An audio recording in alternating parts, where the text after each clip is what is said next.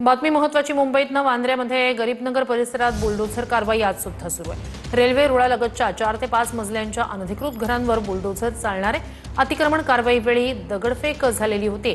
काल झालेल्या या दगडफेकीनंतर पोलिसांनी लाठीचार्ज केला। खबरदारी म्हणून या संपूर्ण परिसरात रात्री पोलिसांचा बंदोबस्त पाहायला मिळाला।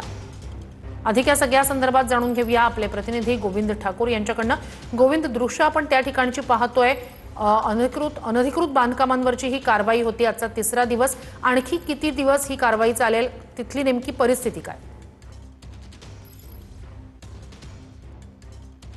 आज सलग तिसऱ्या दिवशी रेल्वे आता कारवाईची सुरुवात करणार आहेत। पण तुम्ही माझ्या मागे पाहू शकतात, कालच्या कारवाईनंतर इथे जे 4 ते 5 मालेच्या अतिक्रमण उभे होतात ते आता जमीनदोस्त झालेलं आहे। बांद्रा पूर्व गरीबनगरमध्ये रेल्वेच्या कारवाईचा आज सलग तिसरा दिवस आहे आणि आता आज परत एकदा आता सुरुवात करणार आहे। पण कारवाईच्या आधी इथे मोठा पोलीस बंदोबस्त तैनात करण्यात आले आहेत। काल संध्याकाळपर्यंत पाडकामाचे 60% काम पूर्ण झाले होते।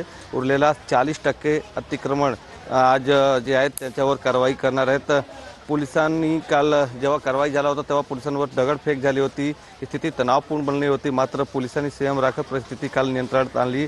आज त्यानंतर पुन्हा एकदा सलग नक्कीच गोविंद, नक्कीच अपडेट्स घेत राहणार आहोतच तुर्तास।